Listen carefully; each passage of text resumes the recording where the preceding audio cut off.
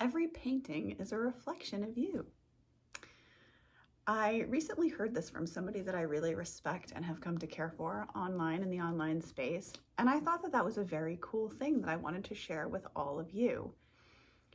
One of my, I guess you could say, favorite things about being an artist, about creating, about the creative process, is the fact that we as artists, and I think I spoke about this in a recent-ish video, that we as artists have the ability to take what was previously intangible out here in the ether, like Willy Wonka style, if you guys have seen that, when he talks about the Wonka vision or whatever, and he puts a chocolate bar somewhere near the television or something, and it like to the other side of the room and like appears there. And anyway, it's like that. The creation of art, the process of making art, is literally turning the imagination, the intangible, into something that is now, in a way, tangible, that you can hold a piece of art and look at it.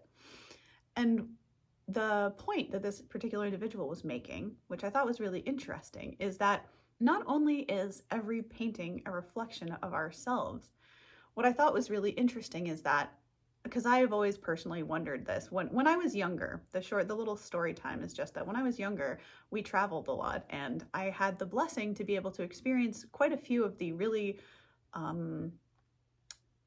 museums that have a breadth of, I don't even know what it would be called, works, I guess, within them, a bunch of paintings and art. Really, I got to visit some of the museums that are really, really loaded with some of the true, like, classic, I guess is what you call it, whatever, works of art. Things like the David statue and, you know, things like that were in that area of the world. And what I found really interesting, again, to circle back to how that ties in, again, not only is every painting a reflection of ourselves, it's also why, in essence, we resonate with certain pieces of art or certain paintings, or we don't. And the reason I brought up the museums is to illustrate exactly that. Think of any time that you've seen any piece of art, whether that's photographs in a calendar, like I happen to see one over there, whether that's art literally in the museum, whether that's like graffiti type art on the street. That saying is that beauty is in the eye of the beholder. And I thought that was very cool because, as you guys may know, in the field I'm in with spirituality, we talk a whole lot, I'm sure you guys are familiar, we talk a whole lot about frequency and vibration, and everything in the world is in terms of energy and frequency and vibration. That's Nikola Tesla, I think, that says that. And it's also a truth about life, about the universe, about the way that things work. In fact, someone that I am friends with online, who's a very good friend, recently put up a video, which I swear I was looking at it like,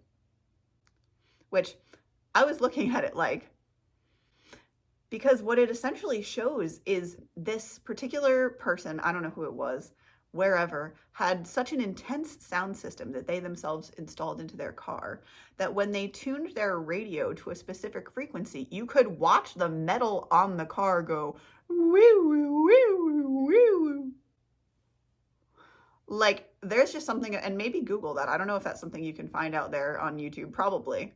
Look for this. I don't know, if I find the link or the clip or something, maybe I will insert that here. At any rate, so you see this, you know, metal is really thick, really dense, and to see it do like ocean waves, like water, you know, to move like that, from putting a sound frequency, a vibration through it, to see something which is previously like a solid, firm structure go woo, is wild.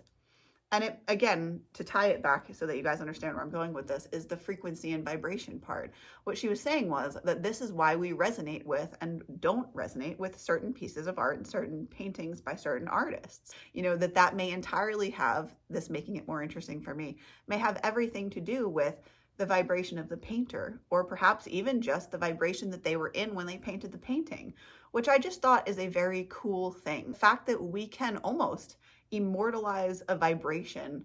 I don't know, there's so much, I have so much fascination these days for frequency and vibration. It's rapidly becoming a passion of mine. And you guys know I'm a musician, so the deepening of that understanding and that knowledge is a really exciting journey that I'm going on. So I don't want to turn this into too long of a video. I wanted to share this perspective that every painting, every creation, honestly, every piece of art that you create, whether that's a musical piece or whether that's a piece of art like a painting, is sending out its frequency to the people who then receive it.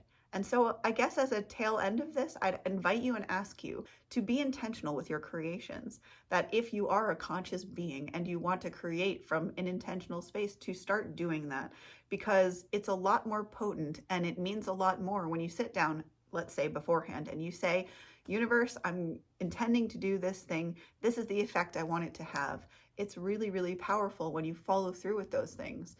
And if I forget by now whether you will have seen the video or you won't, but at some point in one of these videos that you will see on either side of the videos, somewhere along this line, again, I don't know if it will be in the past when you're seeing this video or whether it'll be in the future. Either way, I spoke about a new meditation that I'm starting back up. It's not actually new.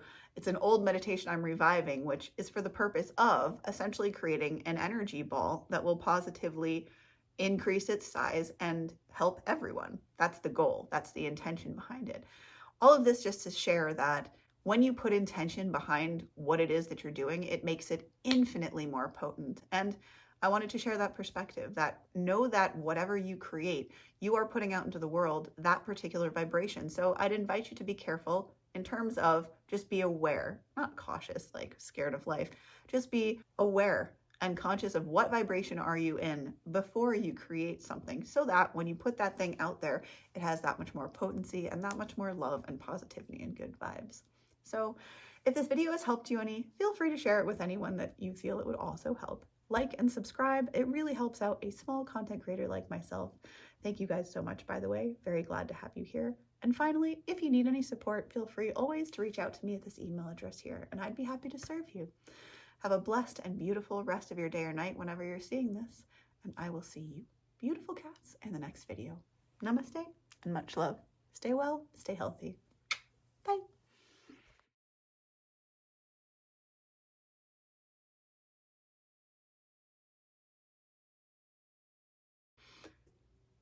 You will see on either side of literally turning the imagination, the intangible.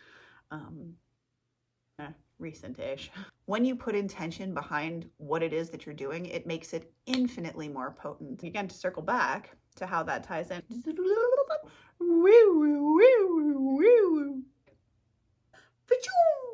Would it really be fun if you knew exactly what was going to happen every day?